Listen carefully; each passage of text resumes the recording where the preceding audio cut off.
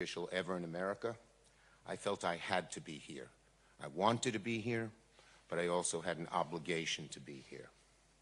And we had good and productive meetings with Prime Minister Netanyahu, National Unity Party Chairman Benny Gantz, Defense Minister Gallant, Minister Ron Dermer, and the whole War Council.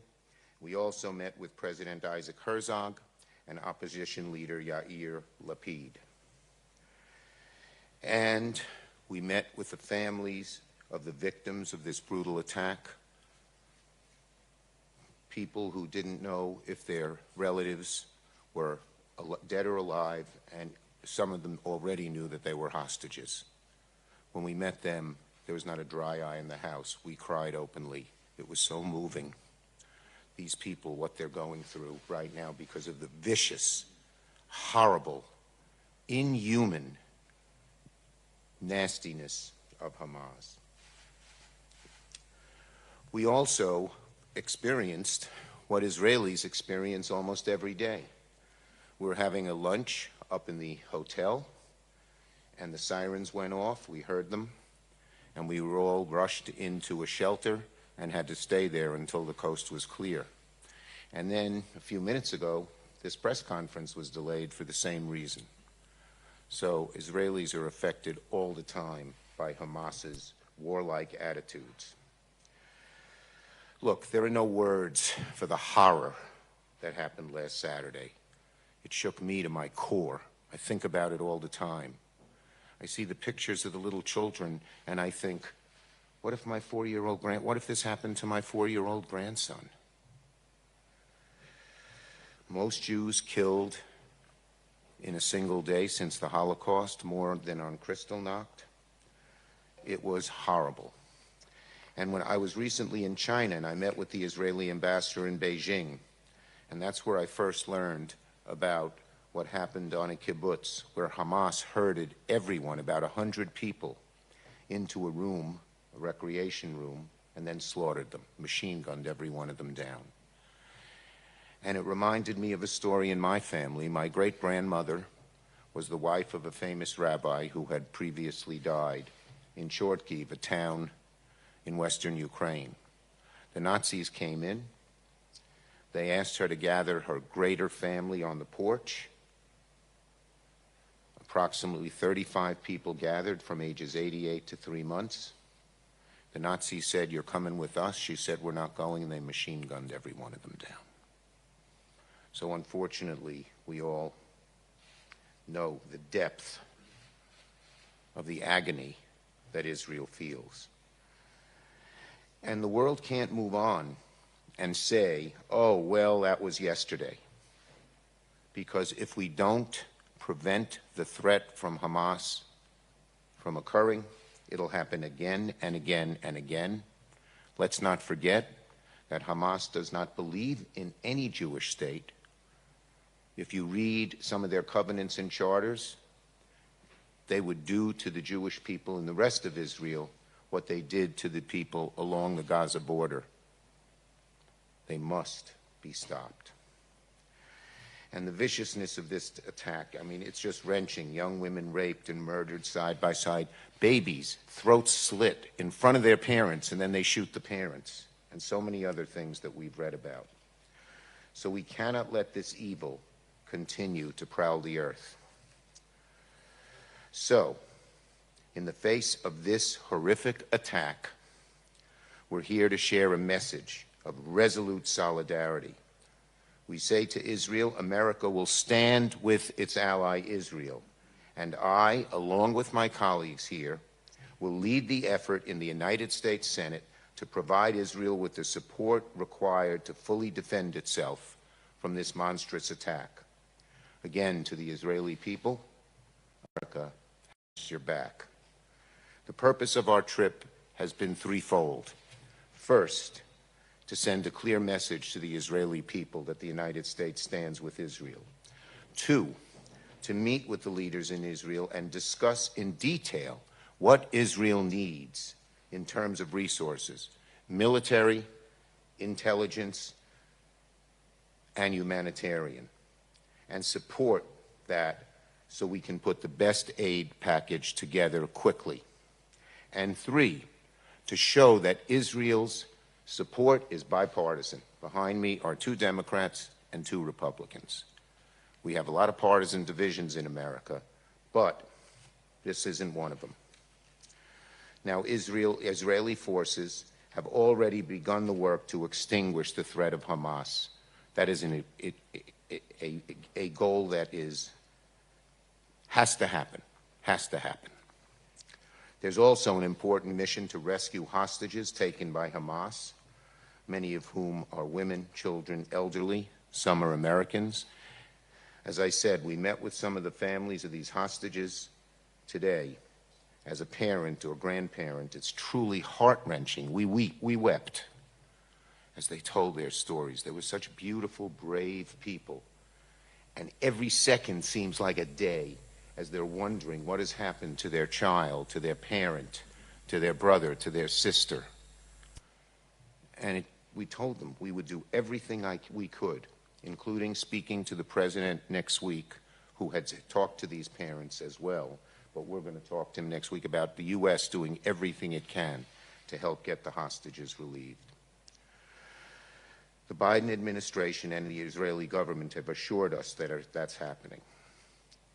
Now, these are 2 necessary tasks: eliminating the threat of Hamas once and for all, and freeing hostages. But these tasks are made more difficult because, unlike Hamas, civilized democracies like the U.S. and like Israel must hold themselves to a higher standard.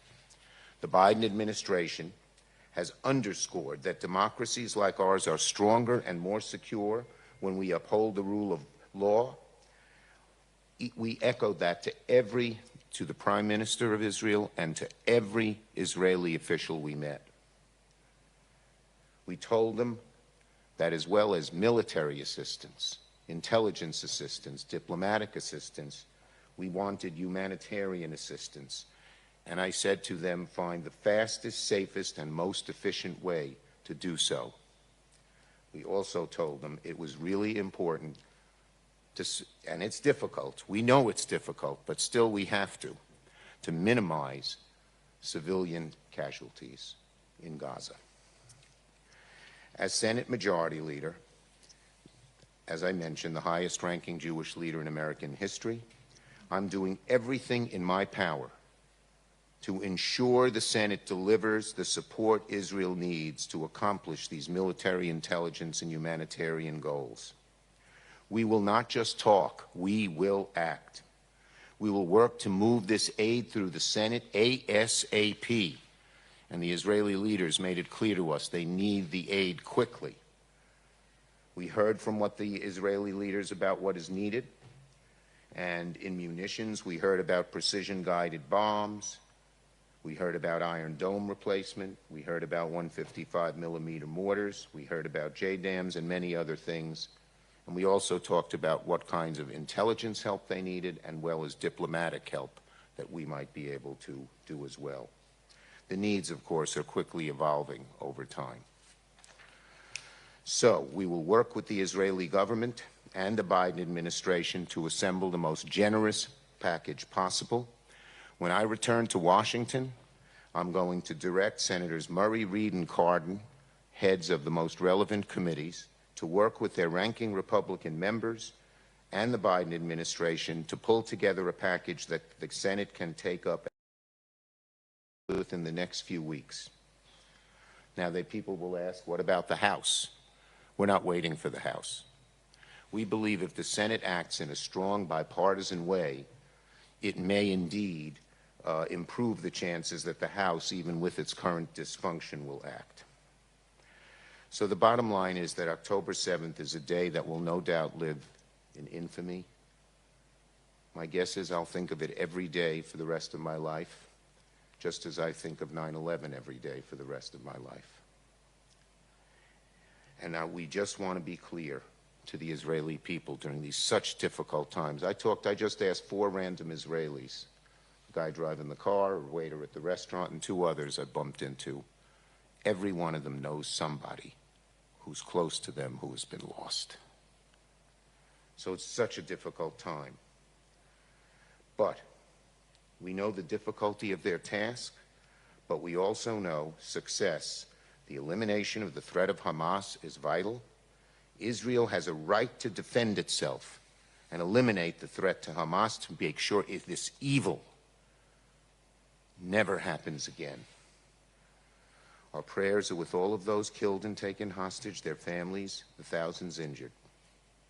May the memories of the dead be a blessing and a source of strength to all of us as we navigate this challenging future with fortitude of spirit and solidarity of purpose. Jackie, do you want to go next? Oops, I'm not that tall. There we go. Wait. Thank you. Thank you very much. Appreciate it. Hello, everyone. I'm United States Senator Jacky Rosen. I want to thank Leader Schumer for leading this bipartisan delegation and for my Democratic and Republican, not just colleagues, but friends, for joining us here today and presenting a united front. And I want to thank the Israeli government for hosting us. I stand here as the only Jewish woman in the Senate, the only Jewish mother in the Senate, a former synagogue president, a steadfast supporter of Israel. Israel lives in the hearts of all Jewish people. We come to Israel for weddings, for bar mitzvahs, to visit family and loved ones, for our simchas, our joys, and our sorrows. We come to connect with our Jewish heritage. But after the events of October 7th, our hearts have been shattered. We've seen the heart-wrenching reports showing the carnage and brutality of Hamas's terrorist attack. Young people gunned down, murdered, trying to flee a music festival. Children burned. Children kidnapped. Holocaust survivors ripped from their families. We sat with the family members of hostages, or like Leader Schumer said, every second they wait is an eternity. Their lives forever changed as we wait. And these details, they may sound like they're straight out of a horror movie. It's a nightmare. But being on the ground, meeting with those who are impacted, those who have lost family, friends, and loved ones, I'm here to tell the world this is real. This is real. Do not look away. This is real. I said I'm the only Jewish mother in the Senate. And I can tell you that meeting with Israeli mothers whose children were killed, hearing their stories, hearing the mothers today, the daughters, the cousins, the sisters, brothers, their pain, their heartbreak. I too will remember this for the rest of my life. And as Jews, we know that never again, well, it means right now. And that's why we're here to say the United States stands with Israel now and always. Our support remains unwavering and unconditional. And we as Democrats and Republicans are working to deliver our support as quickly as possible because we know in this moment, in this place, and this here, and in this now, we must take decisive action. You have our commitment to do whatever, provide whatever assistance you need to defend yourselves from terrorism, whether it comes from Hamas, Hezbollah, or any other Iranian proxy. This includes replenishing the Iron Dome so it can continue protecting innocent lives. And we'll work together to get Israel additional funding to protect the Israeli people, to reunite families, to rescue those who are being held hostage, and to hold Iranian-backed Hamas accountable for the atrocities they have committed and they are still committing. Sadly, history has shown what happens when the world abandons the Jewish people. I'm here to say that America will never again abandon the Jewish state. Am Yisrael Chai. Senator Romney.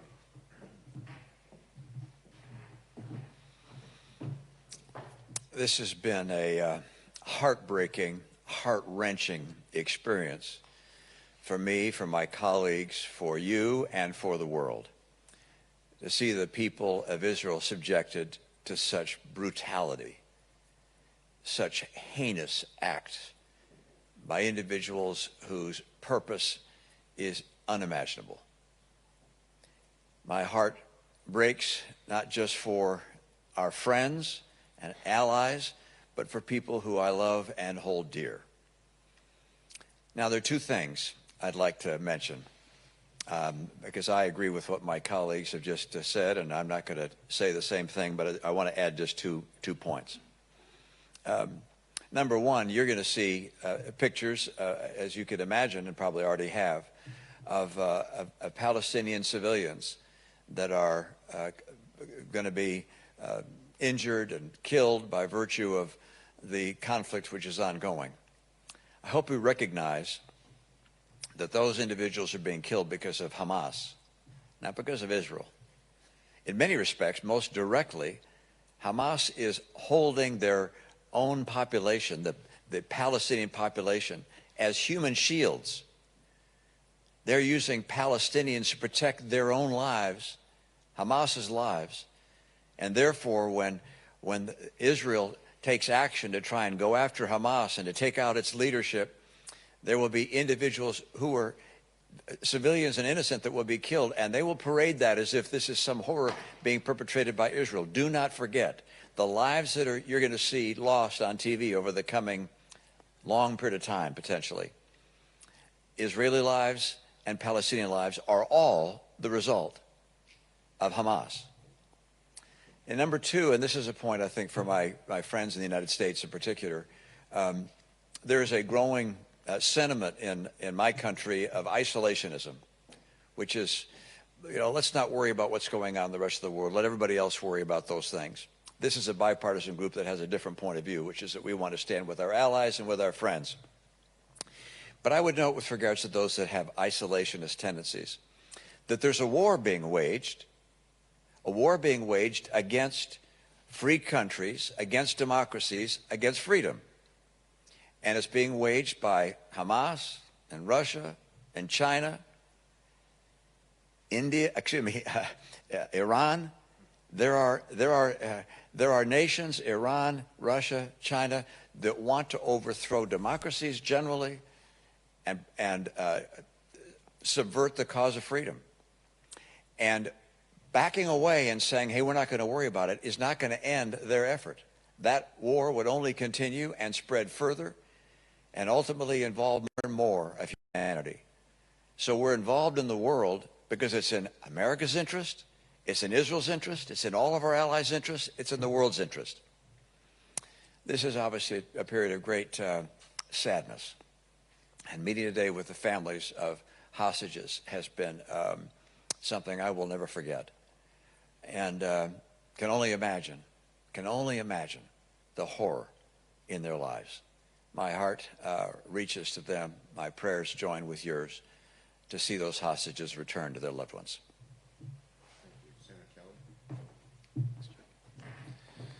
Thank you, Chuck. Senator Rosen and I were here in January, just 10 months ago. And it's really kind of shocking how much has changed. I mean, we were here to sort of celebrate the Abraham Accords and all the positive benefits it brings not only to Israel, but Israel's partners in this agreement. And 10 months later, we're back for, I would say, exactly the opposite reason. The meetings we had today were some of the toughest I've had in my 2.5 years in the United States Senate. And some of the images and video that we saw was like I've never seen in my life.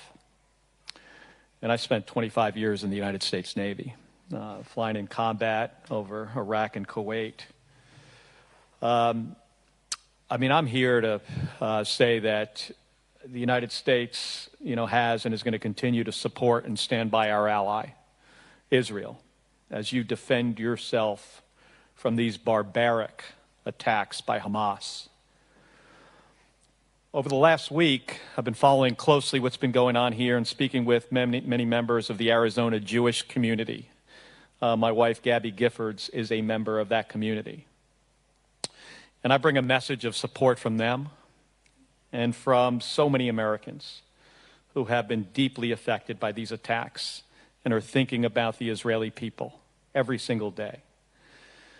Now, myself and Senator Rosen were members of the Senate Armed Services Committee, and we have worked really hard to get aid for Israel over my time in the Senate, and I know that's true for Senator Rosen as well. But this brings this problem to a whole nother entire level.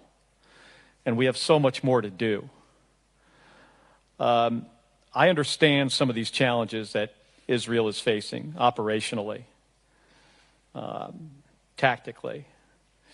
And there are challenges ahead. I mean, expending a stockpile of interceptors, that is not limitless. I mean, that happened just tonight a couple times as we were in the shelter on the 22nd floor.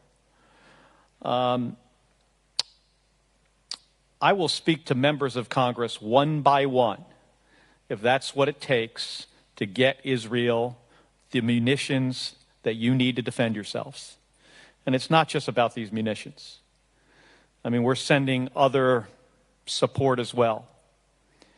The USS Ford is off the coast in the Med today. I mean, the Hamas terrorist organization is a threat to Israel and all who want peace. And we are going to continue to stand by Israel in its self-defense. Thank you. Thank you, Senator Kelly. Senator Cassidy. I am Senator Bill Cassidy, representing the great state of Louisiana. We've had a great day today, meeting with political and military leaders, and at the end of the day, the most powerful meeting with the family members of those who have been taken hostage. And one family said, it's hard to imagine that the good news, the news that makes you happy, is that your terribly wounded son is now alive, being captive in Gaza, because the alternative is that he is dead. The second powerful, it was all powerful. The second one I'll mention is they had a video that had been taken by Hamas, it's now online, of the 12-year-old son being led away.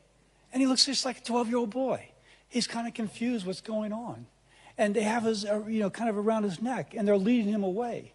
And all of us who know a 12-year-old boy could imagine what his emotion is. Incredibly powerful. Now, there's some who are trying to establish moral equivalency between Hamas and Israel, which just blows my mind. But just for the record, Hamas attacked and killed 1,300 Israelis and invited a response that they knew was going to happen that is now inflicting injuries upon the Palestinians.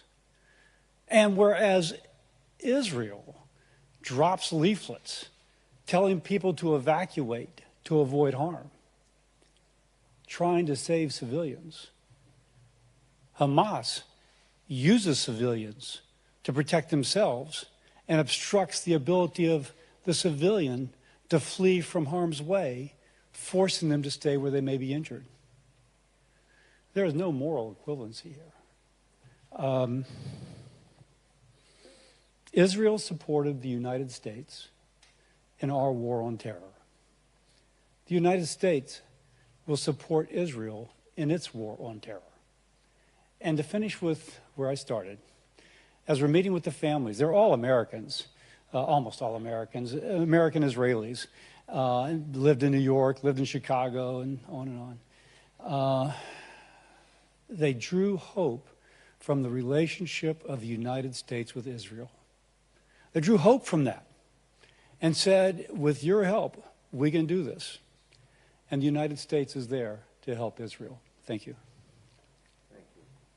You can see we are a united group who was just moved by everything we saw and heard today, and our desire to help Israel is resolute. Resolute. Few questions just on this subject. We only can take a few. We got to go. Yes, ma'am. Just express a personal and national gratitude and for the support the U.S. has been giving us. It's it really makes me cry. It's really been moving and important, and thank you. Regarding the hostages and captives in Gaza Strip, do you know about any humanitarian channels that are open right now in order to get out the children and the women before amongst other initiatives? I know, let me speak on behalf of trying to get all of the hostages out, Israeli and American. We brought this up and spent time with every Israeli leader we talked to, including the War Cabinet, and we have some ideas. We are going to talk to our president about it, who was moved when he talked to the hostages on Zoom. And there are a number of different channels and ideas, but we've been told that to talk about those publicly would be counterproductive. But there are, and we are going to push them. Anyone else? Yes. Thank you. Thank you very much for being here. I'm Debbie Momblet from the Media Line. I wanted to ask, what is the line that this war needs to cross before the American military engage? Israel has never asked for the American military to engage. The loss of life throughout the wars that Israel has fought have been Israeli lives. But having the United States supply the needs of Israel is very important. And having every one of the Israeli leaders stressed the importance of having our two carrier groups. One is already in the Eastern Mediterranean and one is on its way. Means a great deal to both Israel, but also to enemies that might try to strike at Israel, showing that the force of the United States is there. So I don't think anyone's asking for American troops, but American aid is much needed in a variety of different ways. Yes. Go ahead, this gentleman. And then we'll go to, well, go ahead. We'll go that way. Yeah, okay. Hey, Mitt from AFP. Appreciate your visit. The African Union and Arab League have voiced concerns about... I didn't hear what you said. The Arab League. Arab League and African Union have voiced concern over genocide in Gaza. Do you share those concerns? Look, as we have said, our goal here is very simple: to make sure that the threat of Hamas and its evilness is removed, and to make sure the hostages are brought home safely. We have stressed to every leader we have seen that there should be a minimization as best can be in this difficult situation of loss of innocent civilian life. Last one. Two questions. Dorit Long, ABC News. The first one, you mentioned, the lack of leadership in the Congress. How much of a hindrance is that? And I'll answer that, and then you can do your second Sure. one. Look, the Senate will go first. We are working very hard to put together a comprehensive package to deal with so many needs that Israel has that we discussed at great length with all of the dignitaries that we met today. And we're going to try to move it in the next few weeks. I'm asking the heads of the three relevant committees, Patty Murray of Appropriations, Jack Reed of Armed Services, and Ben Cardin of Senate Foreign Relations, to work with their Republican ranking members and the administration and my office and Leader McConnell's office to put such a plan together. We believe, we're not waiting for the House, plain and simple. That would be foolish. But we believe if we put together a strong package and pass it with an overwhelming, strong bipartisan majority, it will put pressure on the House, one way or another, to act. Second. What have you discussed with the Israeli government about what's happening in the north with Hezbollah? We had a great deal of discussion about the north, and obviously Israel is very concerned about the north. You saw an anti-tank missile fired today at, I think it was an Israeli home, and somebody died. But Israel hopes they don't have to fight a two-front war, north and south, but is prepared if they have to do it and win both in the north and the south. Thank you, everybody.